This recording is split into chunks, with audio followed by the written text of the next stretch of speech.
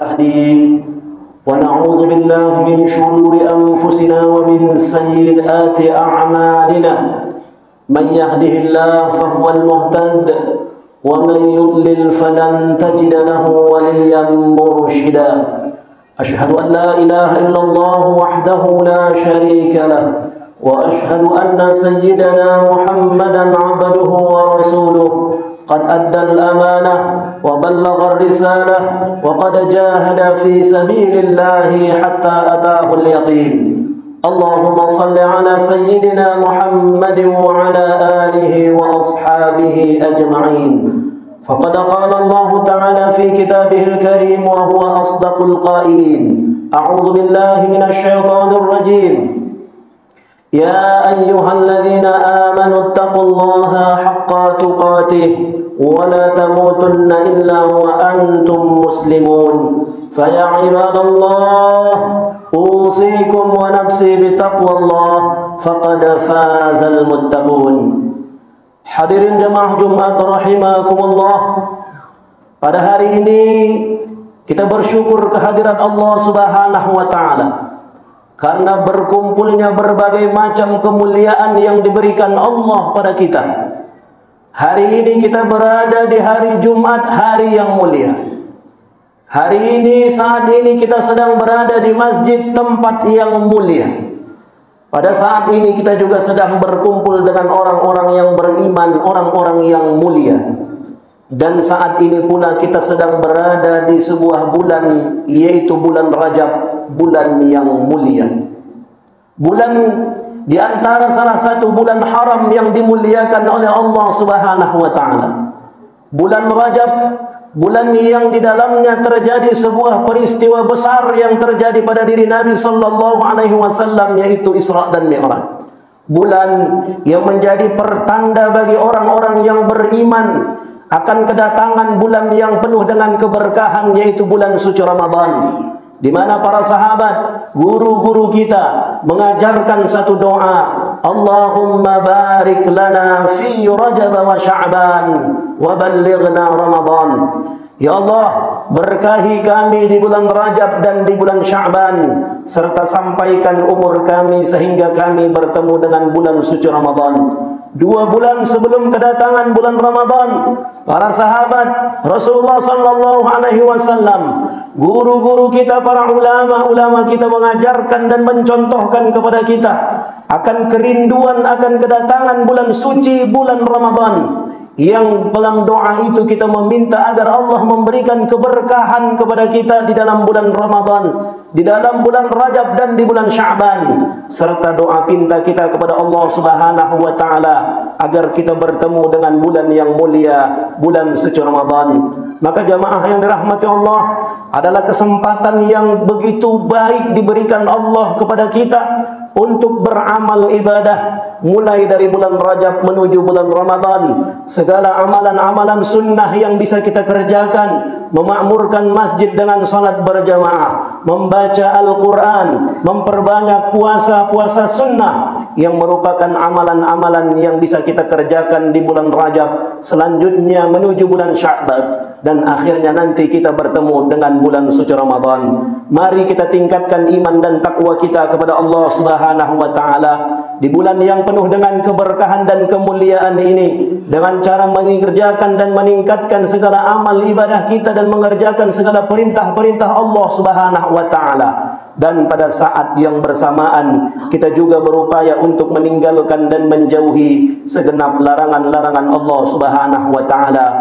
Wa tazawwadu fa inna khairaz zadi taqwa. Berbekallah kamu, dan sebaik-baik bekal adalah ketakwaan kepada Allah Subhanahu wa taala.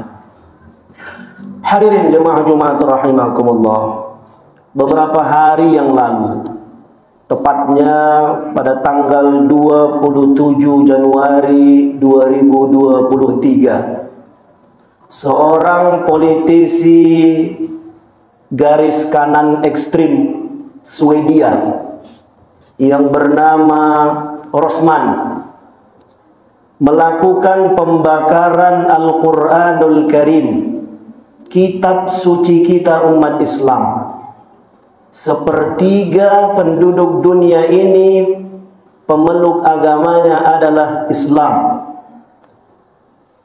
Tapi dia dengan sengaja membakar Al-Quran di depan kedutaan besar Turki di Swedia. Dan pembakaran Al-Quranul Karim itu dikawal oleh polisi Swedia. Bukan dilarang, bukan dihentikan, tapi dikawal sampai pembakaran itu selesai, dan kemudian mendapatkan kecaman dari berbagai negara Islam, termasuk diantaranya adalah Indonesia. Jemaah Jumat yang dirahmati Allah Subhanahu wa Ta'ala, orang-orang Barat yang selama ini mendengung-dengungkan kebebasan berekspresi, mereka yang selama ini mengatakan toleransi beragama, mereka yang selama ini menuduh Islam sebagai agama teroris, tapi justru politisi mereka sendiri yang melakukan tindakan-tindakan terorisme itu sendiri. Hanya dengan alasan kebebasan berekspresi, mereka membolehkan salah satu warganya, politisinya, untuk membakar kitab yang sangat dimuliakan oleh umat Islam, yang akhirnya Presiden Turki Recep Tayyip Erdogan dengan tegas kemudian mengatakan kepada pemerintah Swedia, yang pada saat ini Swedia sedang sangat berharap sekali kepada Turki agar Turki memberikan rekomendasi kepada Swedia agar Swedia masuk menjadi salah satu negara yang diperhitungkan.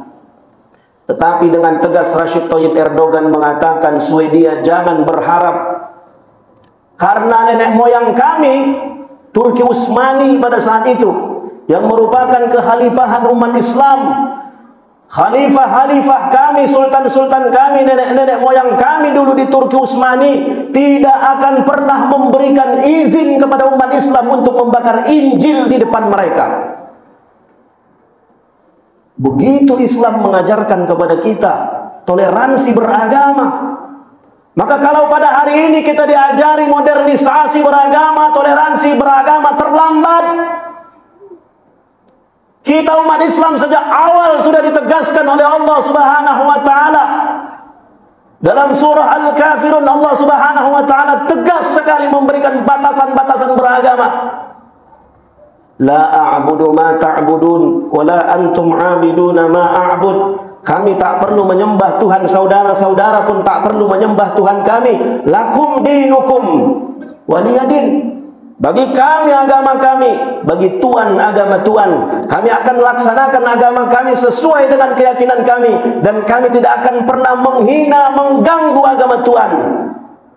Tapi yang terjadi pada hari ini adalah kebebasan yang kebablasan, yang mereka secara terang-terangan membakar kitab suci kita umat Islam. Maka pada hari ini saudara-saudara kita umat Islam di Medan, Sumatera Utara mengadakan aksi besar, demonstrasi, menunjukkan kemarahan kita umat Islam atas pembakaran Al-Quran yang mereka lakukan. Dan ini bukan pertama sekali mereka lakukan. Oleh karena itu jamaah Jumat yang dirahmati Allah, Allah Subhanahu wa Ta'ala mengajarkan kepada kita bahwa hak-hak beragama, hormat menghormati beragama tanpa harus ikut-ikutan dengan agama mereka. Yang terjadi pada hari ini adalah kebablasan dalam toleransi. Saking inginnya menghormati agama orang lain, merusak agamanya sendiri. Saking inginnya menghormati agama orang, dia rela memakai simbol agama orang, dia mengucapkan salam-salam agamanya orang, dia ikut perayaan hari raya orang, segalanya diikuti hanya dengan alasan toleransi menghormati agama orang lain. Padahal dalam Islam toleransi bukan seperti itu. Cukup kita amalkan agama kita, jangan ganggu mereka yang sedang beribadah, jangan ikut-ikutan dengan ibadah mereka, cukup, tanpa harus berlebih-lebihan dalam hal toleransi. Oleh karena itu jemaah Jumat yang dirahmati Allah Subhanahu wa taala, untuk menyikapi aksi teror pembakaran Al-Quran yang merupakan kitab suci kita umat Islam, maka sebagai bentuk perlawanan kita, tidak hanya dengan menunjukkannya dengan demonstrasi, tetapi mari kita bumikan Al-Quranul Karim, semakin semarakkan kegiatan-kegiatan menghafal dan belajar Al-Quran. Kita patut bersyukur kepada Allah Subhanahu wa taala pada hari ini. Tidak usah jauh-jauh, di kota kita, Rantau Prapat saja. Kita bersyukur sekali. Di mana-mana ada rumah tahfiz. Masjid-masjid kita sudah membuka rumah tahfiz, sudah mengundang guru mengaji yang hafiz Quran untuk menghafal Al-Quran. Anak-anak kita pada hari ini di mana-mana sudah banyak yang menghafal Al-Quran.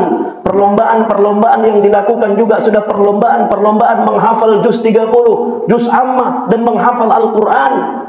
Ini sebuah perlawanan secara halus kepada mereka, bahwa kalau mereka ingin memadamkan cahaya Allah, yuriduna liyutfi'u nurallahi biafwahihim wallahu mutimmu nurihi walau karihal kafirun. Mereka ingin sekali memadamkan cahaya Allah Subhanahu wa taala. Mereka ingin sekali menghancurkan Islam. Mereka ingin sekali menghinakan Al-Quran. Wallahu mutimmu nurihi. Tetapi Allah Subhanahu wa taala akan sempurnakan cahayanya. Walau karihal kafirun. Sekalipun mereka tetap pada kekafiran mereka, sekalipun mereka tetap dalam kekafiran dan kekufuran mereka, maka salah satu bentuk perlawanan kita adalah mari kita semarakkan Al-Quranul Karim di lingkungan-lingkungan kita, di masjid-masjid kita. Kita dorong anak dan cucu kita untuk menjadi anak cucu yang menghafal Al-Quran, sehingga sekalipun kertas Al-Quran itu mereka bakar, tetapi Al-Quran itu sudah menyatu di dalam dada anak cucu kita, sehingga Allah Subhanahu wa taala adalah sebaik-baik penjaga Al-Quran. Inna nahnu nazzalna dzikra wa inna lahu lahafizun. Kami yang menurunkan Al-Quran, kami pula yang akan menjaganya. Semoga kita jamaah yang dirahmati Allah Subhanahu wa taala diberikan Allah Subhanahu wa taala kekuatan iman lahir dan batin, sehingga bisa terus istiqamah untuk menyambut kedatangan bulan suci Ramadan dengan meningkatkan iman dan takwa kita serta amal-amal salih. Kemudian mari kita lakukan perlawanan terhadap orang yang menghinakan Al-Quranul Karim dengan demonstrasi yang dilakukan oleh sebagian saudara-saudara kita, juga dengan semakin membumikan Al-Quranul Karim, sehingga mereka akan melihat bagaimanapun cara mereka ingin memadamkan cahaya Allah, bagaimanapun cara mereka ingin menghinakan Al-Quran, Al-Quran sudah ada di dalam dada anak dan cucu kita. Barakallahu li wa lakum fil Qur'anil azim wa nafa'ani wa iyyakum bima fihi minal ayati wadh-dhikril hakim. Aqulu qawli hadha wa astaghfirullaha li wa lakum wa lisairil muslimina wal muslimat fastaghfiruhu innahu huwal ghafurur rahim.